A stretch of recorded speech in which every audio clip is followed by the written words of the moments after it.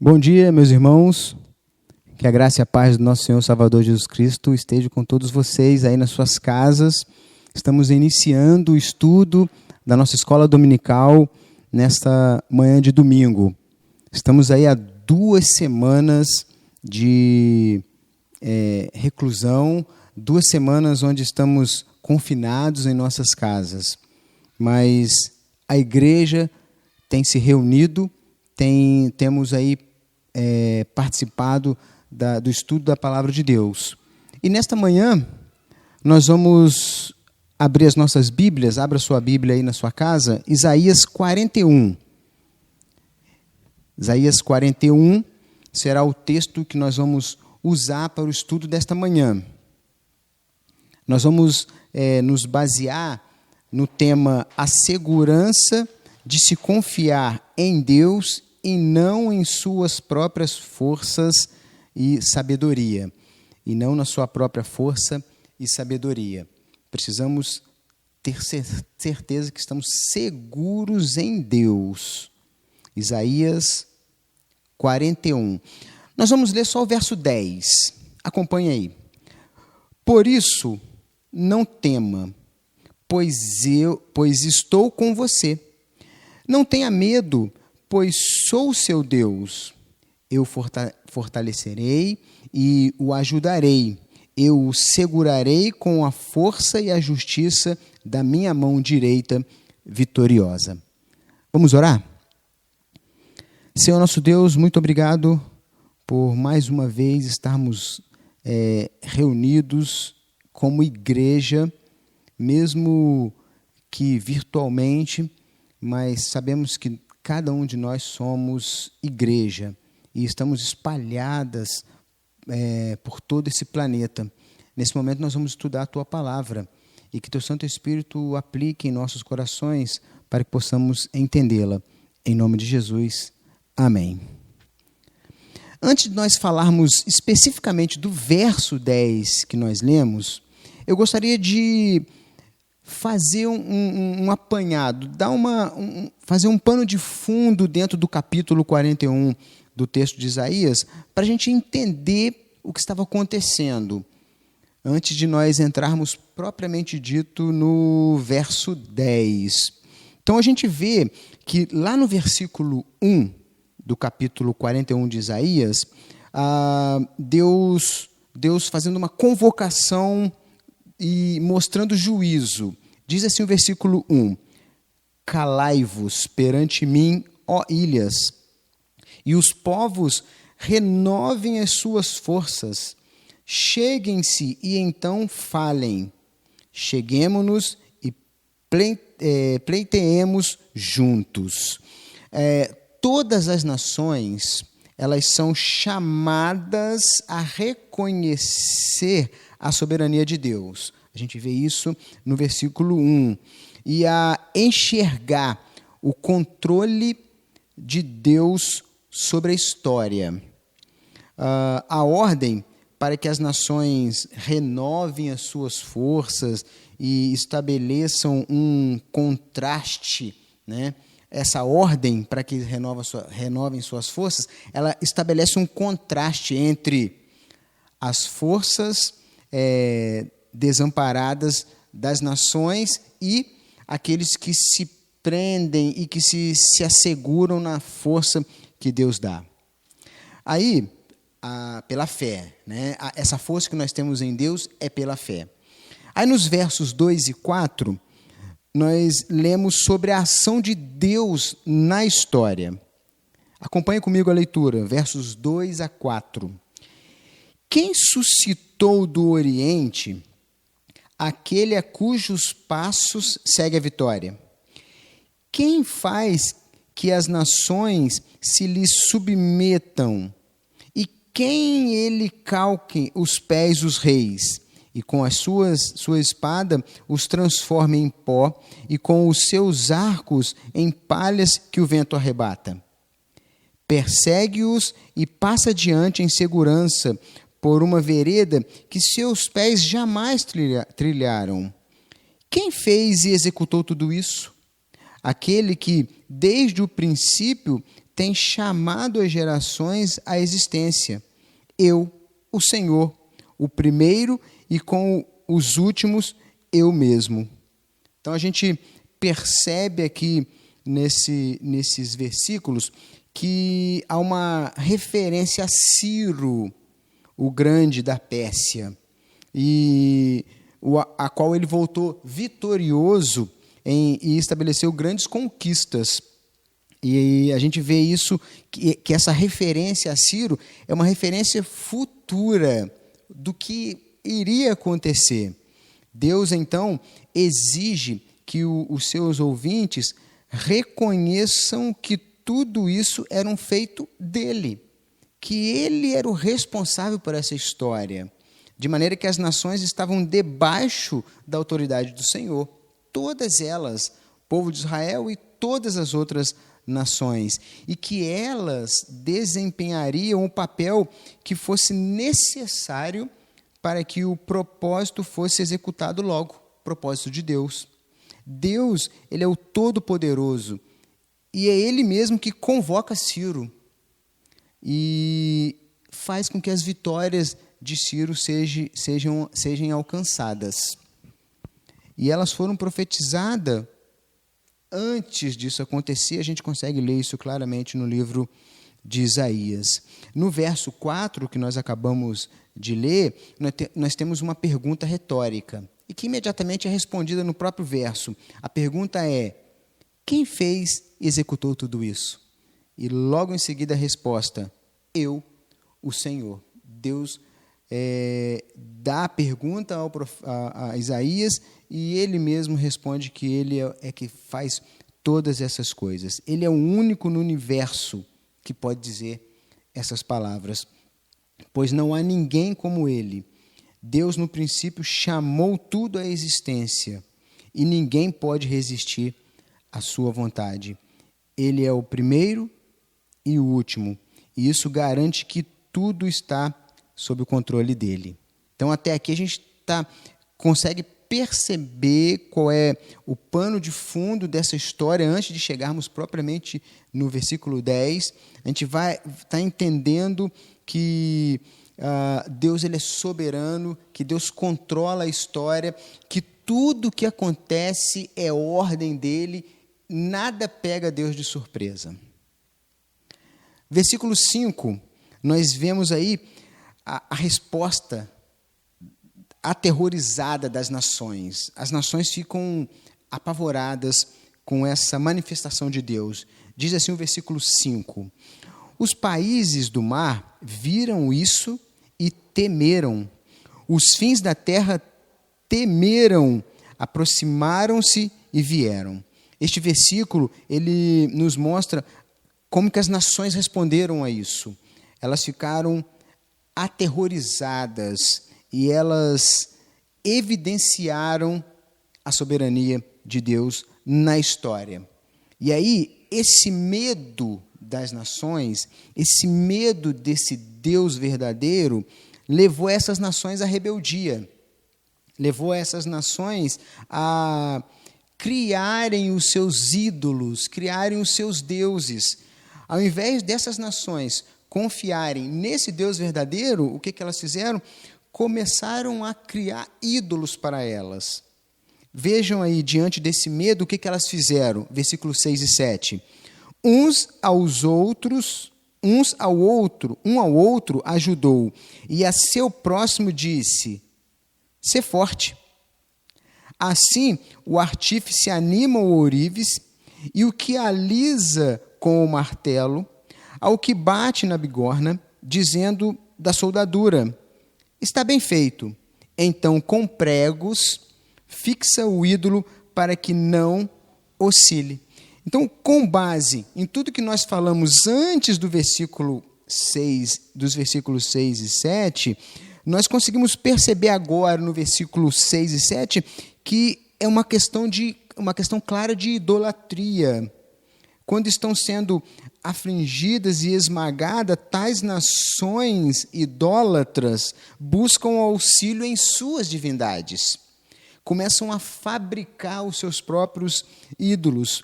Eles buscam auxílio não na sabedoria do Deus eterno, do Deus vivo, mas eles buscam auxílio nas suas próprias sabedorias.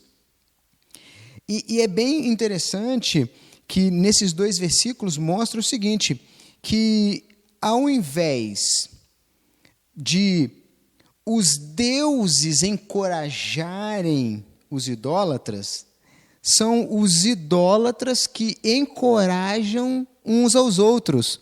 A gente consegue perceber isso no versículo 6.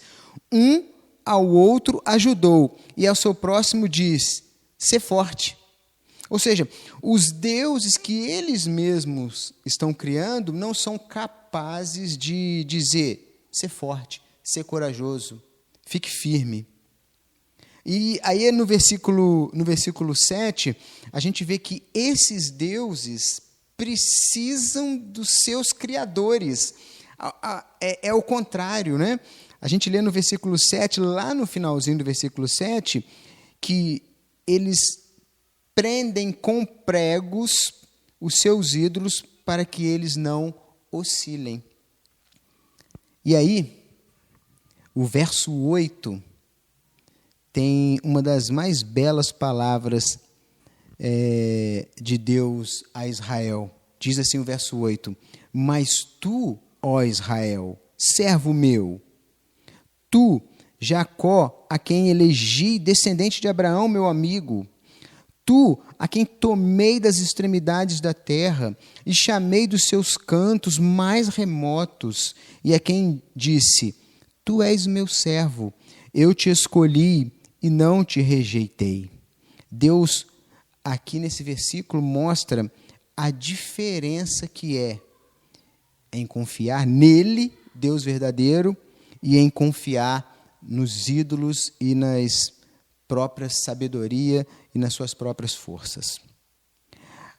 Para combater essa idolatria, aí então Deus faz uma declaração de encorajamento e fé.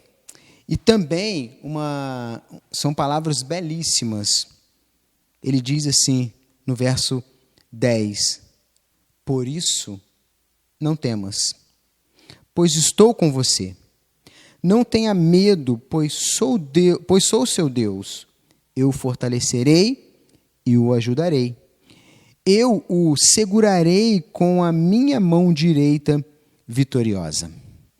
E aí entramos no verso 10 e vamos trabalhar um pouco esse verso 10. Milhões de cristãos ao longo dos séculos, nas mais diversas situações, têm neste versículo bíblico esperança de socorro de Deus. E não somos diferentes. Temos também, nesse verso, o socorro de Deus, uma promessa, né? Uma promessa de que nós servimos a um Deus que está presente. Nós servimos a um Deus que nos ama sinceramente. Nós servimos a um Deus que deseja nos ajudar e nos fortalecer, mesmo que as circunstâncias digam o contrário. O nosso Deus, ele nos fortalece quando não temos mais energias, quando não temos mais disposição, quando não temos mais forças para lutar e vencer. Ele nos dá força e vida e nos mantém de pé e firme. Portanto, não permita que o medo lhe domine. Clame ao Senhor. Apresente a Ele este versículo bíblico de Isaías 41:10 como uma forma de oração. Eu vou repetir o versículo. Por isso, não tema, pois estou com você. Não tenha medo, pois sou o seu Deus. Eu fortalecerei e o ajudarei. Eu o segurarei com a força e a justiça da minha mão direita vitoriosa.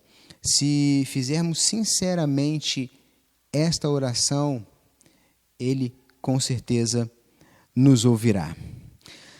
Mas eu gostaria de destacar pelo menos três itens do versículo 10 que vão nos ajudar e que serão aí as nossas considerações.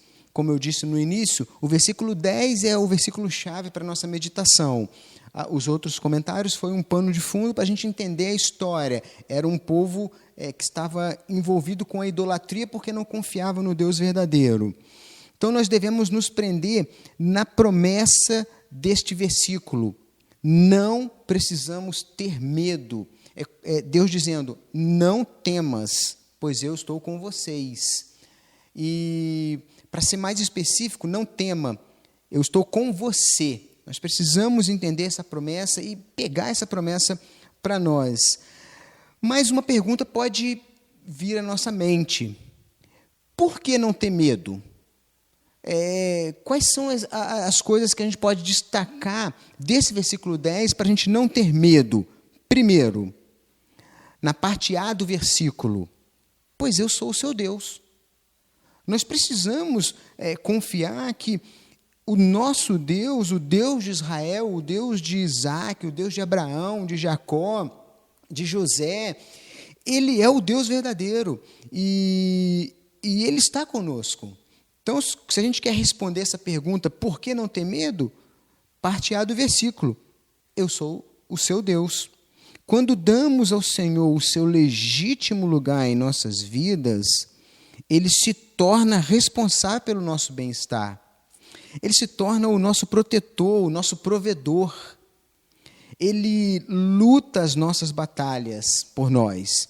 E Ele está disposto para nós a cada dia, a cada momento, se nós deixarmos Deus ser Deus em nossas vidas diárias. Eu quero lembrar aqui algo bem importante. Nós somos incapazes de mudar a justiça de Deus. Não é pelos nossos méritos que Deus cuida de nós. É uma questão de fé. Se nós deixarmos Deus ser o Senhor da nossa vida, Ele vai cuidar de nós. Uma outra questão que nós destacamos no versículo 10 e que responde à pergunta por que não temer a Deus, está na parte B do versículo 10.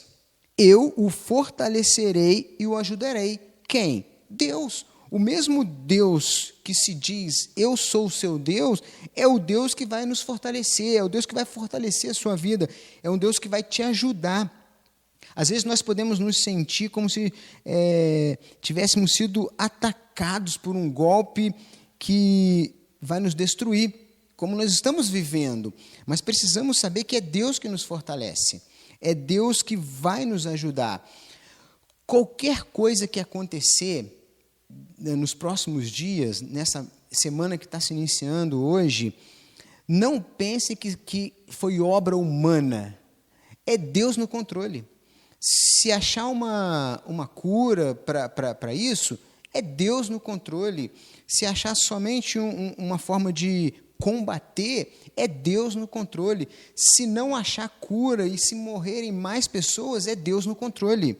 Precisamos ter essa certeza que Deus que nos fortalece, Ele vai nos ajudar. Deus já tem uma solução preparada antes do problema acontecer. E isso é confortante, isso é maravilhoso. Apesar de ser difícil, a fé é algo extremamente difícil, mas é isso que precisamos fazer. O Senhor sabe que a fé em Deus e em Sua palavra abre portas para o seu plano e o seu propósito em nossas vidas. A gente precisa ter fé. Precisa ter fé porque tudo o que está acontecendo faz parte do plano de Deus. Um plano que às vezes não compreendemos, mas precisamos ter fé.